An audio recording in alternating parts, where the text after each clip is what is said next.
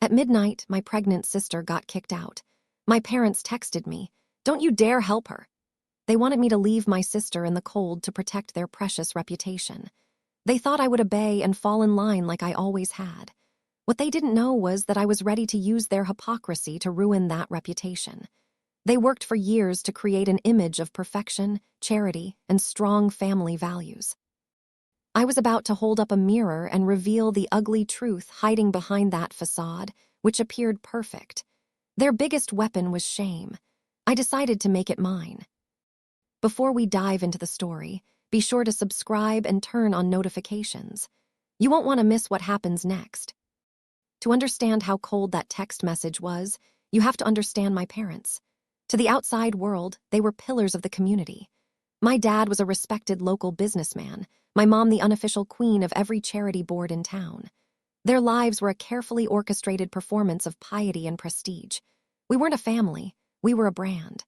The Johnson family brand stood for integrity and Christian values. Every Sunday, we were in the front row pew. Each Christmas, our well-planned family photo made the cover of the church newsletter. This obsession with image was the entire foundation of their world. When I was 12, I broke my arm falling out of a tree. My mother's first reaction wasn't to ask if I was okay, but to hiss, "What will people think? That we don't watch our children?" She drove me to a hospital in the next town over, so no one from our community would see us in the ER and start gossiping. That was the level of paranoia we were dealing with. Our parents raised my sister, Clara, and me to be props in this performance. We had to earn top grades, excel in respectable activities, and always keep a smile and a polite attitude. Love in our house wasn't a feeling, it was a reward for good behavior. You performed well and you earned a sliver of warmth. You screwed up and the frost set in. Clara was the softer one, the one who craved their approval with greater intensity. She was the artist and the dreamer. Her gentle nature clashed with our parents' strict expectations. She tried so hard to be the daughter they wanted. I learned early on to build walls. I was more observant. I saw the cracks in the facade long before she did. I played their game, but I always knew it was a game. For Clara, it was her entire reality. So when Clara fell in love with Michael, it was the first real rebellion of her life. He wasn't from the right family. He was a mechanic. He had grease under his nails and a laugh that filled our parents' quiet, judging living room. They hated him, calling him unambitious and beneath her. But for the first time, Clara didn't back down. She was in love. For almost a year, she led a double life. She stole moments of happiness from our parents' watchful eyes. And then she got pregnant. The day she told them, I was home from college for the weekend. I heard the shouting start. It was my father's voice, low and menacing, and my mother's, sharp and brittle as ice. They didn't yell about the baby or her future. They yelled about the shame and the disgrace. They kept asking how she could do this to them. The final blow came when Clara admitted that Michael had left. He got scared and he was gone. In our parents' eyes, this was the ultimate sin. A pregnant, unmarried daughter was a stain they couldn't scrub out. That night, they issued her an ultimatum: end the pregnancy or have the baby and be completely cut off. Clara chose her child. That for them was unforgivable. For weeks, they looked right through her, their eyes filled with disgust. I tried to support her, but it was like living in enemy territory. The Cold War in our house was about to turn hot. The night it all shattered started with silence. My parents attended a big fundraising dinner for the church. It was a huge event for the Johnson family brand. They came home late, and the mood in the house shifted right away. It felt charged with a rage that was difficult to contain. I heard their muffled voices downstairs, the sound of a final verdict. Then I heard Clara's bedroom door open and close, followed by a soft, choked sob. A few minutes later, my phone buzzed. It was a text from my mother. "Clara is leaving. Don't interfere." My blood ran cold. Before I could process it, another text came through from my dad. It was even more brutal. "Don't you dare help her. She made her bed. If you get involved, you can consider your college tuition gone." The threat was so clear, so transactional. Stay loyal to the brand or you're out. My hands shook as I sat on my bed, my heart pounding against my ribs. They weren't disowning her. They were forcing me to join in their cruelty. The part of me that I had trained since birth to obey felt terrified. But then I thought of Clara. My sweet sister was 6 months pregnant. The two people who should have protected her threw her out into the night. Then the doorbell rang. It was a soft, hesitant chime, the sound of someone with nowhere else to go.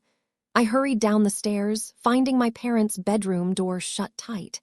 They were likely listening, anticipating whether I would obey. In that moment, I didn't care.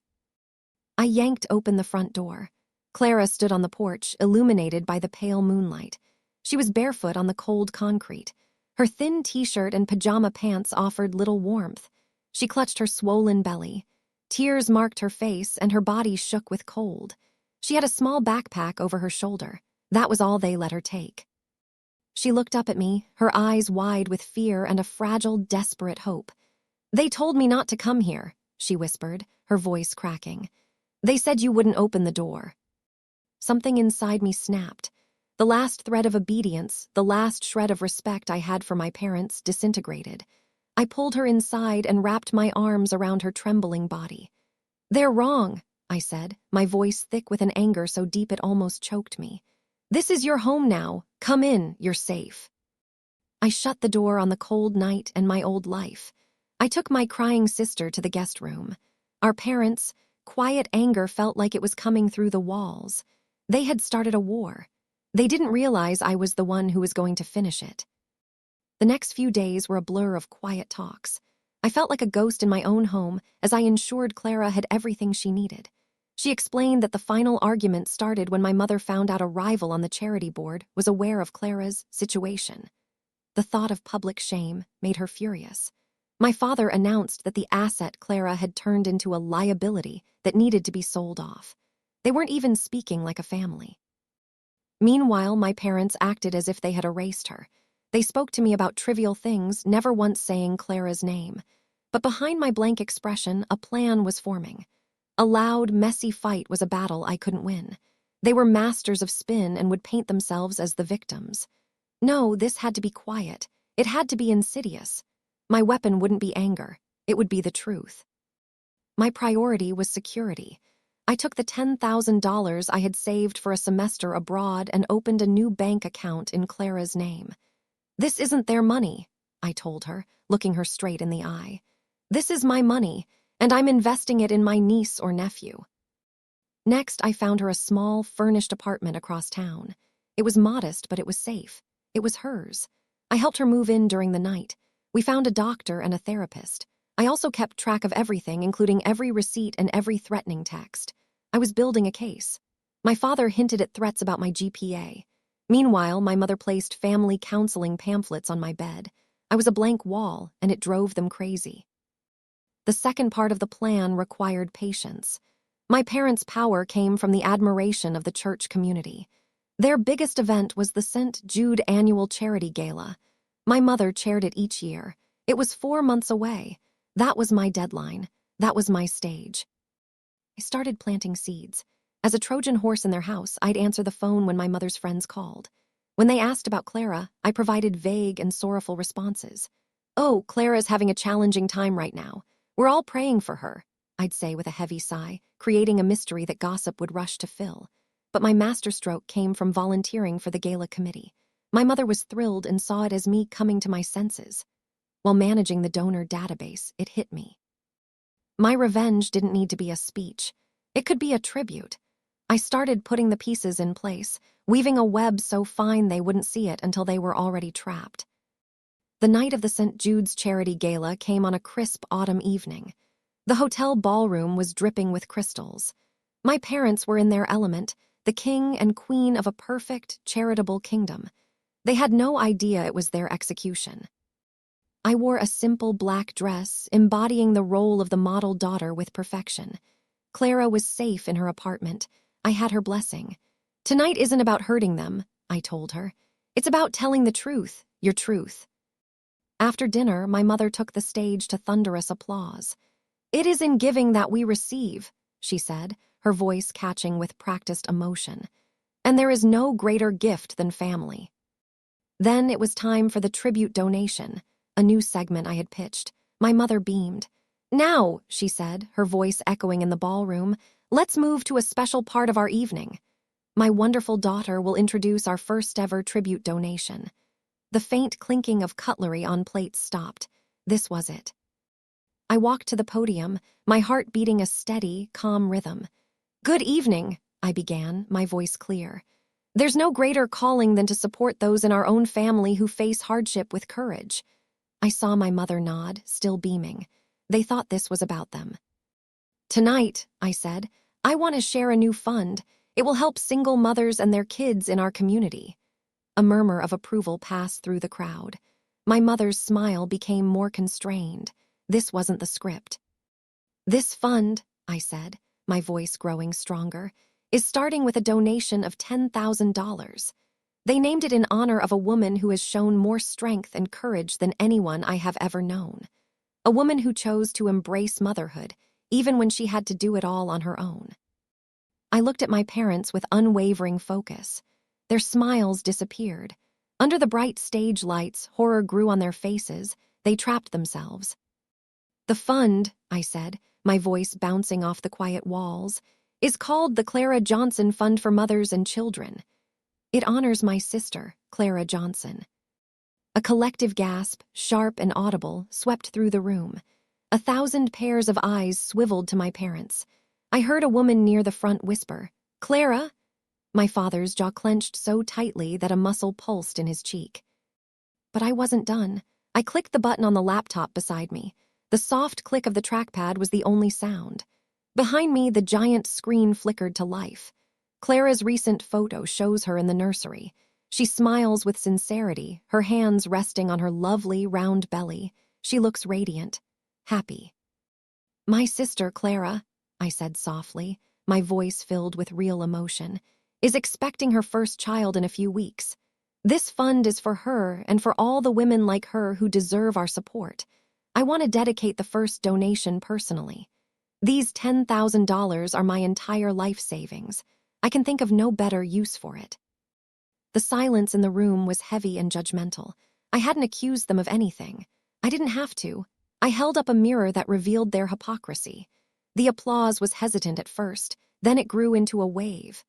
My father grabbed my mother's arm and led her off the stage toward the exit, not looking at anyone. The king and queen had been dethroned. Their performance was over, and the fallout was beginning. The fallout was immediate and devastating for them. My phone buzzed with texts from cousins and family friends asking, "What is going on? Is Clara okay?" Their reputation fell apart overnight. The story spread quickly, fueled by the gossip network my mother had built. People started to see the pattern. They remembered my parents' coldness and their focus on appearances. By the next morning, the Johnson family brand was toxic. Our pastor called, offering the church's full support to Clara.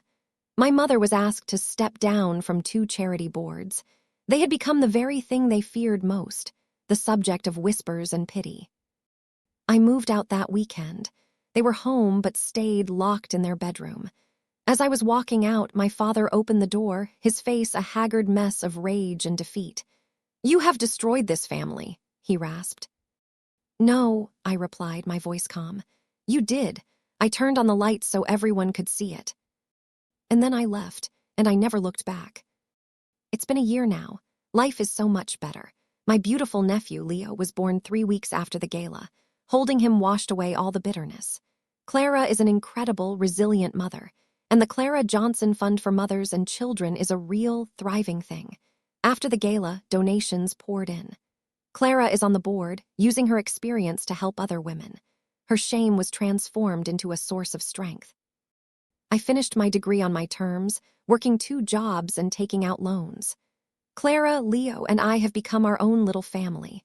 We have Sunday dinners and celebrate holidays, free from judgment. It's a real family, built on unconditional love. As for my parents, I've had no contact. I hear they sold the house and moved a few states away to a place where no one knows their names. They tried to reach out a few times, but I never responded. Forgiveness is complex. I can't forget the image of my pregnant sister, barefoot and crying on the porch. They chose a picture over a person. My revenge was quiet, but it had a loud impact. It didn't expose them, it freed us. They wanted to erase my sister. Instead, I made her memory enduring, carved into the heart of the community they tried to dominate. They lost everything they held dear. In the process, we gained the only thing that ever really mattered: each other. They built their whole world on lies. All it took was one simple, public truth to make it all collapse. It was never about the money or the drama. It was about taking back the story and giving a voice to the person they tried to silence. So what do you think? Was this revenge justified? Or did I go too far by airing my family's dirty laundry so publicly? Let me know your thoughts in the comments below. And don't forget to subscribe for more stories.